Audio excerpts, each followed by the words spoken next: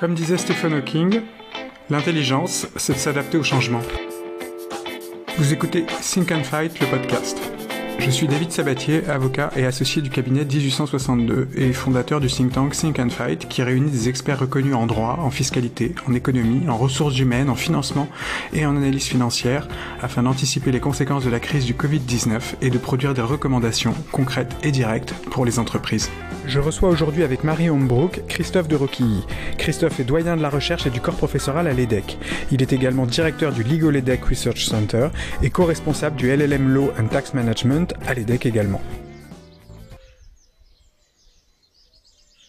Donc moi aujourd'hui ce que je fais, c'est je suis toujours prof, bon, j'enseigne moins qu'à une époque, chercheur, ça va faire maintenant 6 ans, je suis dans mon deuxième mandat, fin de mandat, doyen du corps professoral et de la recherche.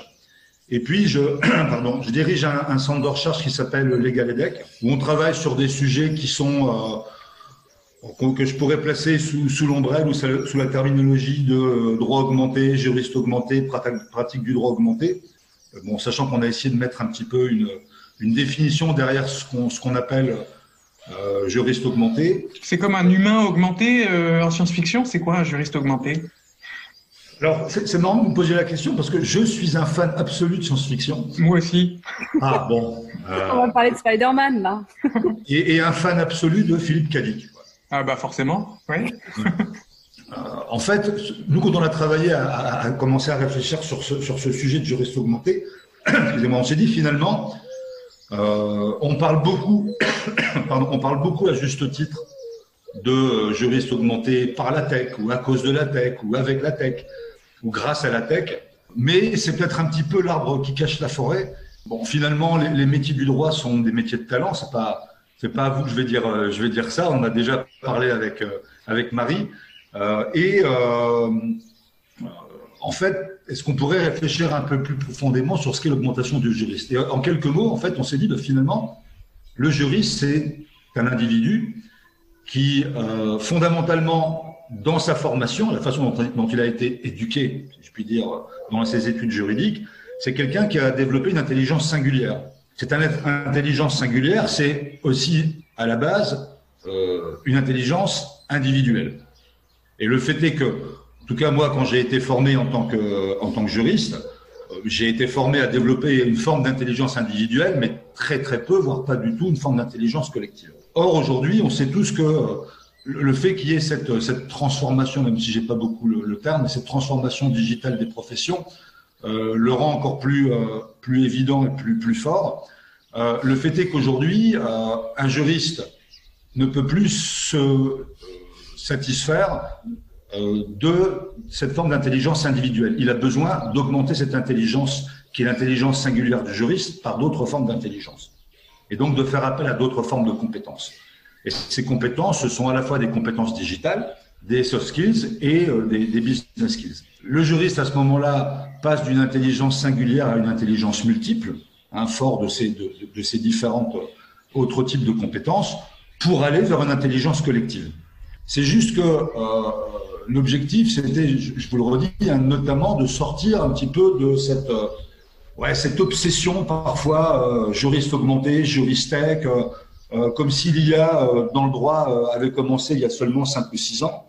Il s'avère que moi, très humblement, parce que je ne m'estime pas du tout un spécialiste de l'intelligence artificielle, du tout, ni un spécialiste de la technologie, mais le fait est que dans une vie entre guillemets antérieure, c'est-à-dire dans mes activités d'enseignant-chercheur, j'ai été amené alors c'était fin 90, soit mi-90, début 2000, en fait, à travailler avec pas mal de personnes dans un mouvement qui s'intitulait à l'époque Droit à l'intelligence artificielle. Donc en France, il y avait des pionniers absolus comme Daniel Boursier, Lucien Mel, qui était conseiller d'État, et puis un réseau international avec des profs aux États-Unis, en Asie, dans les pays nordiques.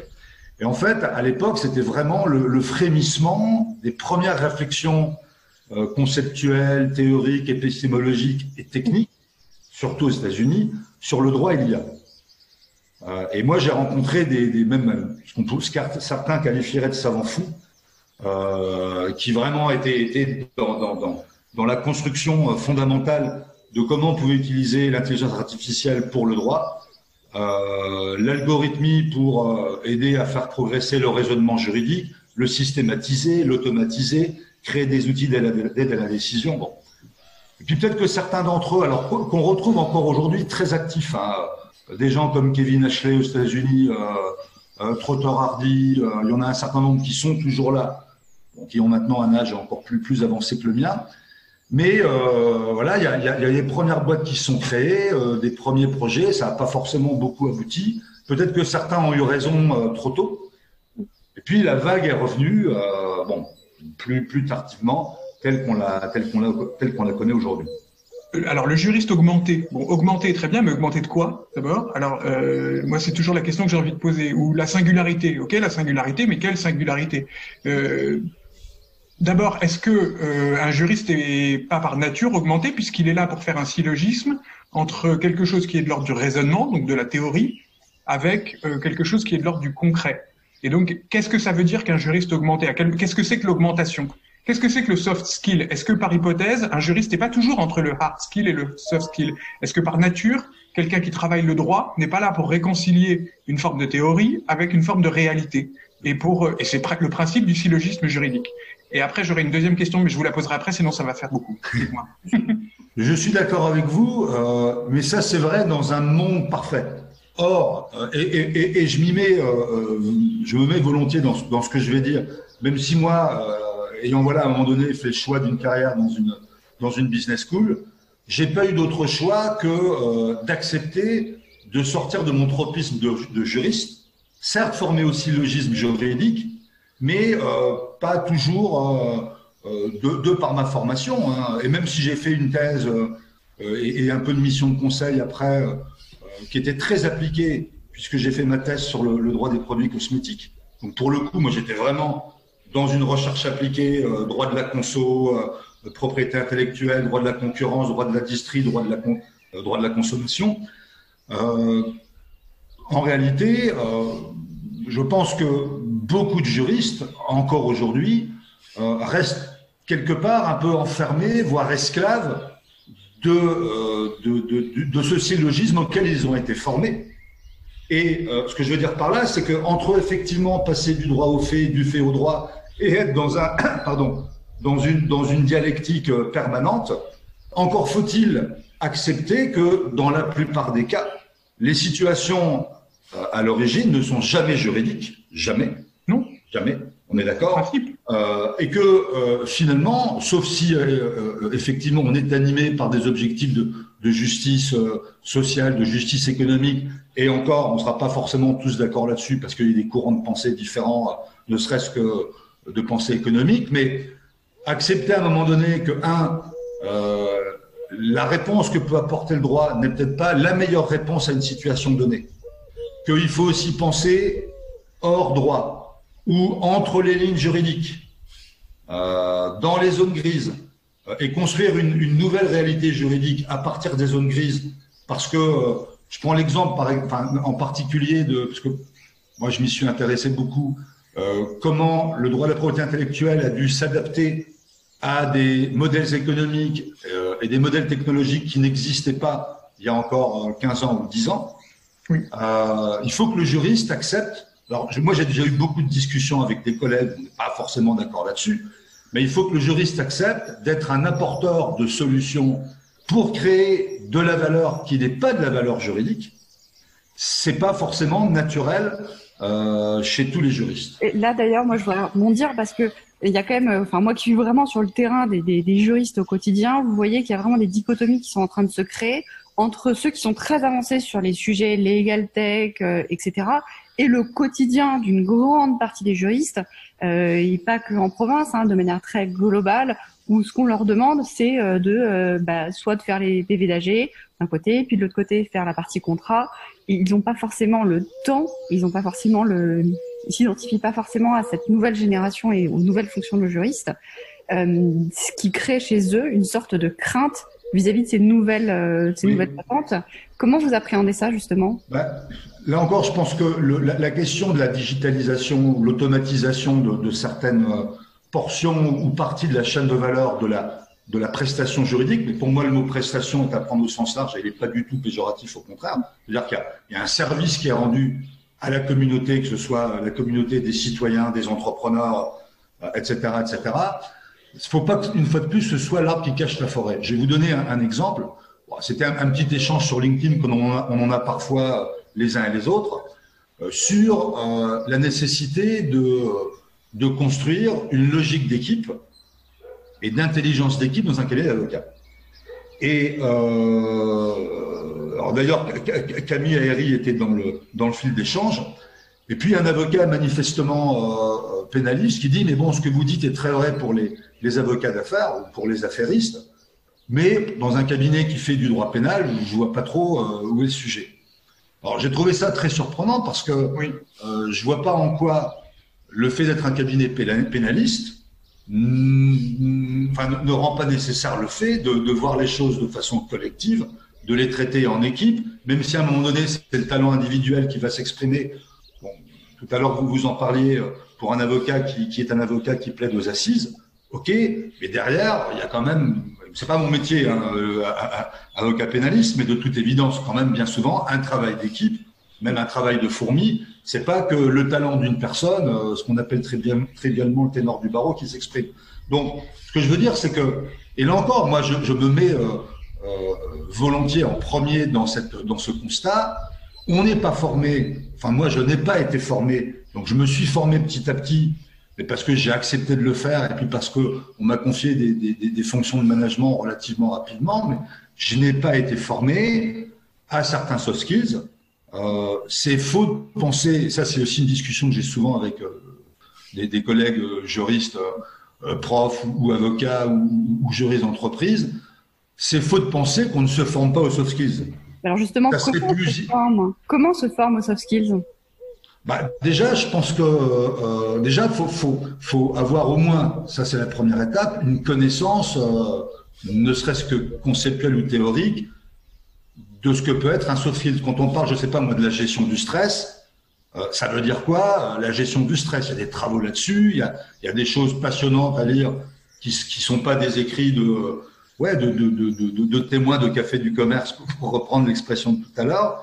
Donc, il y a de la recherche, il y a de l'expérience pratique.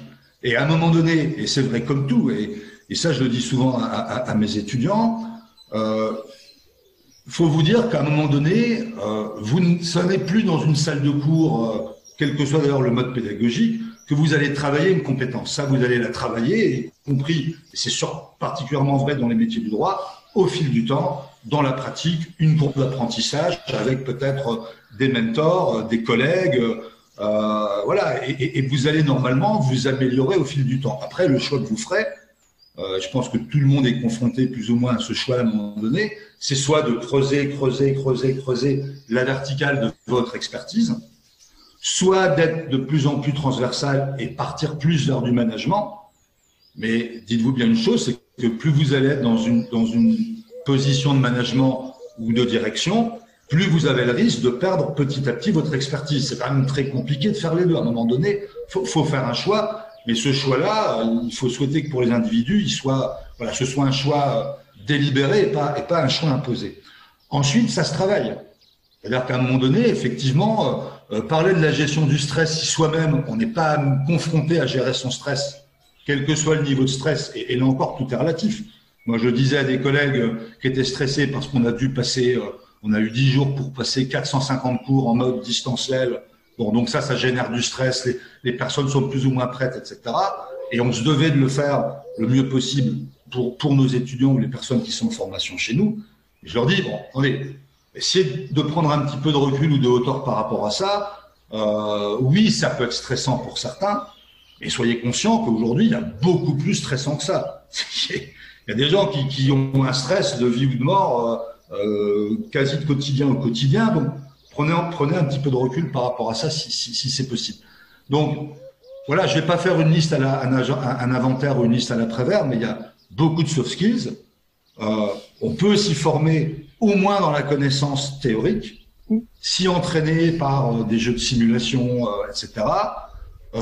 Commencer à s'y confronter quand on est étudiant par le biais de stages, les premières expériences professionnelles. Et puis, chemin faisant, essayer d'un peu mieux se connaître. On n'est pas tous faits pour les mêmes choses. On peut être à un moment donné fait pour quelque chose, avoir envie de faire quelque chose, être un peu câblé pour ça, et puis changer de métier à un moment donné. Enfin, là encore, vous le savez aussi bien que moi, même mieux que moi, il y a combien de jeunes avocats qui, à un moment donné, pour des bonnes ou de mauvaises raisons, décident de changer de métier parce que la façon dont ils l'ont pratiqué et l'environnement dans lequel ils l'ont fait leur convenait pas. Et peut-être qu'un autre environnement aurait été mieux adapté. Bon, enfin, voilà, quoi. Je suis certainement encore trop long, mais... Non. Et non, c'est un podcast, on est cool. Alors, vous êtes un fan de science-fiction. Je vais peut-être vous poser une question science-fiction.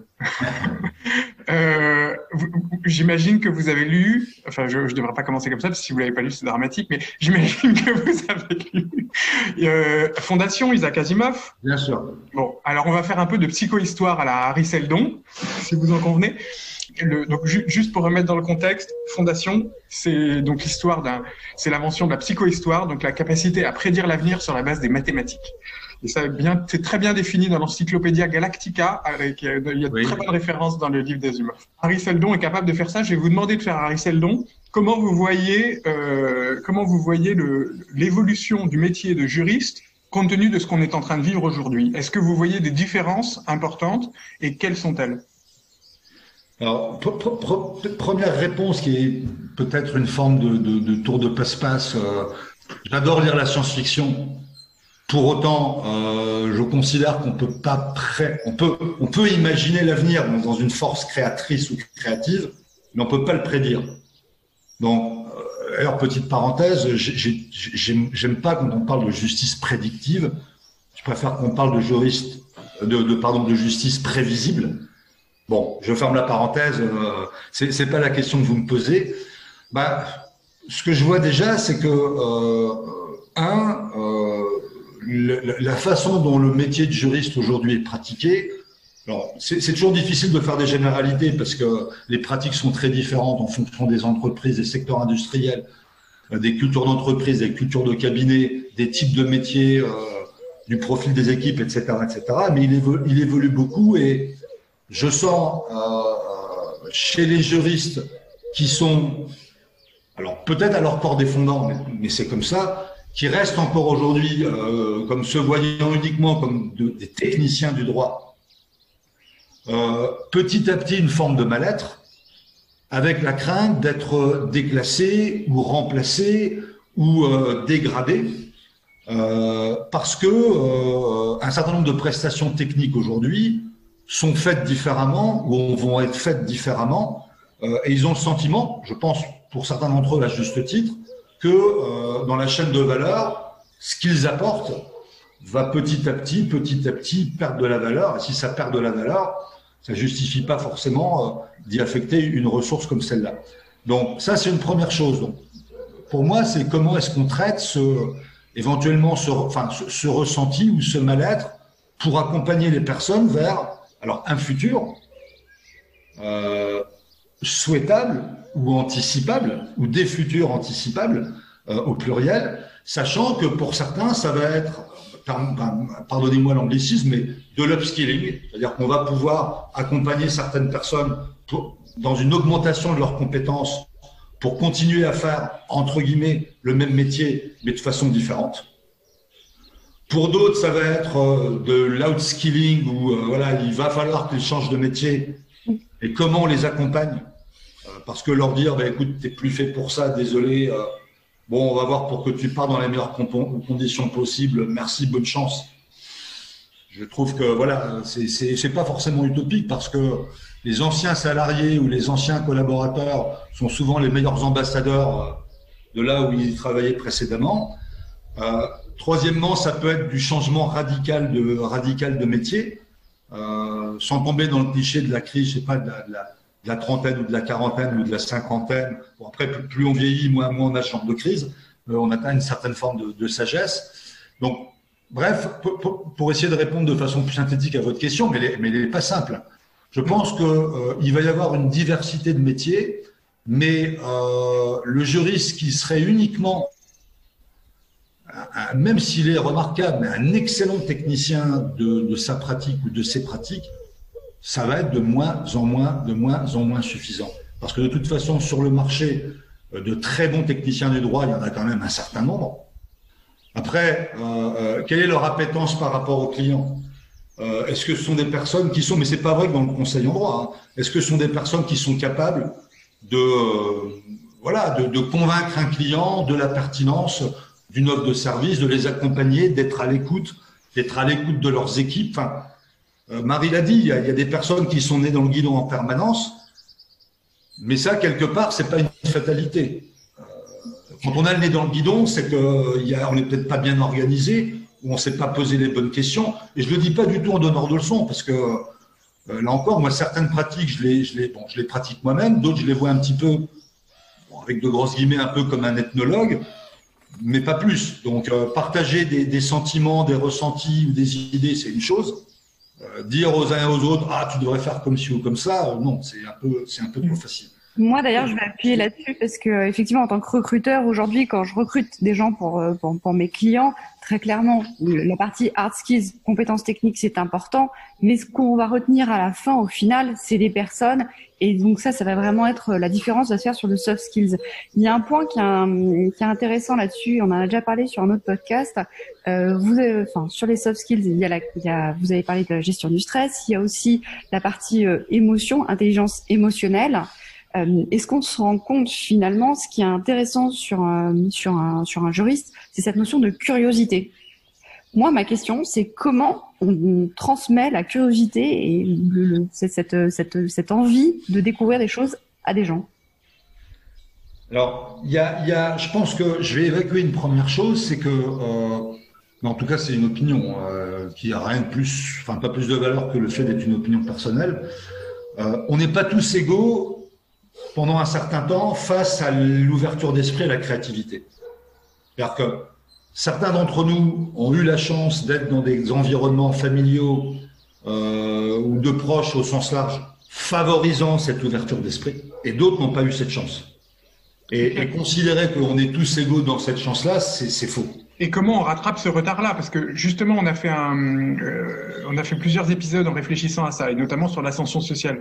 Dans le cadre de l'autre podcast qu'on faisait, qui est La Barre, on a travaillé sur la diversité dans les cabinets d'avocats d'affaires, et notamment sur le fait que, j'ai souvenir d'un associé d'un très grand cabinet qui me disait il suffit que le stagiaire rentre dans mon bureau, il m'a même pas dit bonjour, que je suis capable de dire ce que font ses parents. Donc, c'est terrible. C'est terrible. Et en même temps, dans ces grands cabinets d'avocats d'affaires, j'ai expérience de collaborateurs qui venaient, par exemple, de milieux sociaux qui n'étaient pas très favorisés, ou peut-être ils n'avaient pas bénéficié d'un bagage culturel aussi fort que leurs petits voisins, qui étaient à Janson-de-Sailly dans le 16e arrondissement, et pourtant, ils ont rattrapé ce retard-là, ils ont acquis ce retard-là. Et je pense que l'école a son rôle, l'université a son rôle, mais parfois, en tout cas, dans les cabinets d'avocats, dans certains cabinets d'avocats où il y a une dimension qui est à la limite de la secte, où il y a quelque chose qui est en tout cas très fort en termes d'identité, il y a un mentorat très très fort, il y a un parrainage très très fort, et il y a quelque chose qui se transmet. Ouais.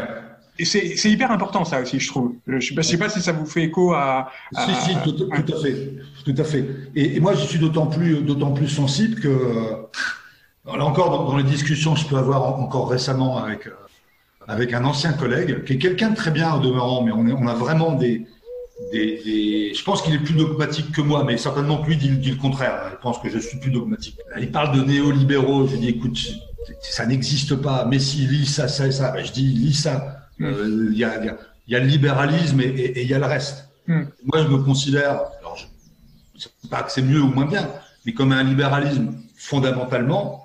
Le libéralisme fondamentalement, c'est d'abord le respect des droits des individus avant le reste. Elle me dit oui, mais les droits c'est bien, les devoirs aussi. Mais je dis oui, mais le libéralisme ne nie pas les devoirs. Enfin bref. Moi, je suis d'autant plus sensible à ce que vous dites que j'ai eu la chance d'avoir une éducation,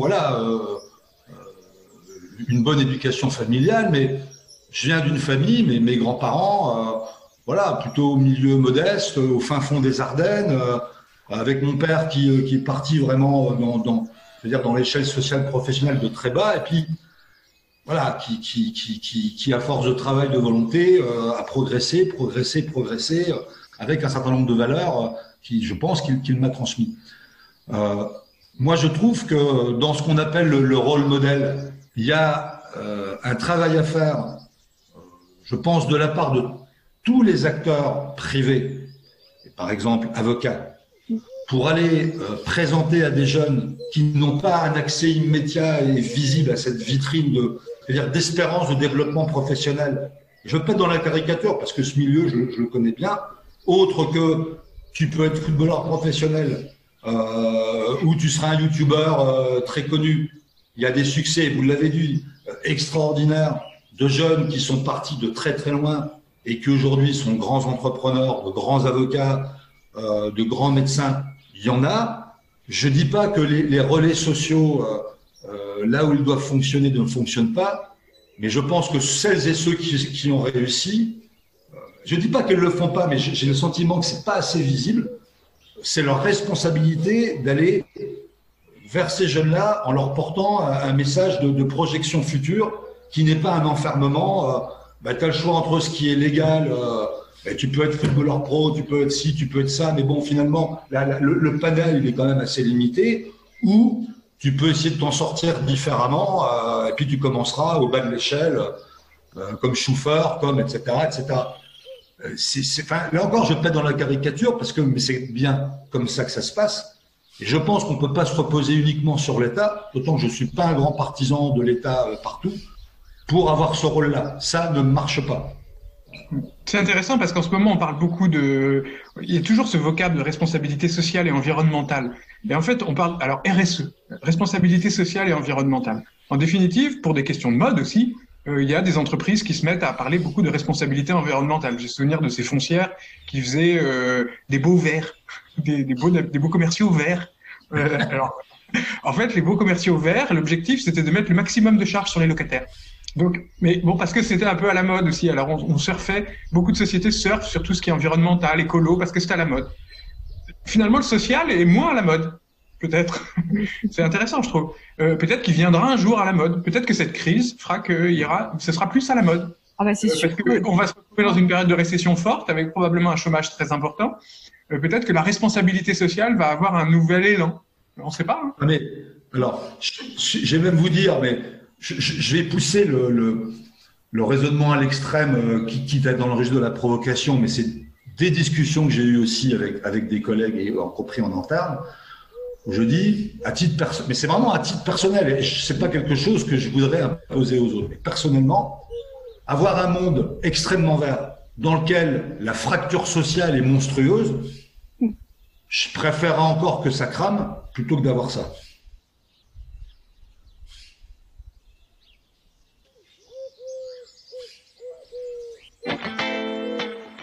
J'espère que vous avez eu autant d'intérêt à écouter cet épisode que j'en ai eu à l'enregistrer.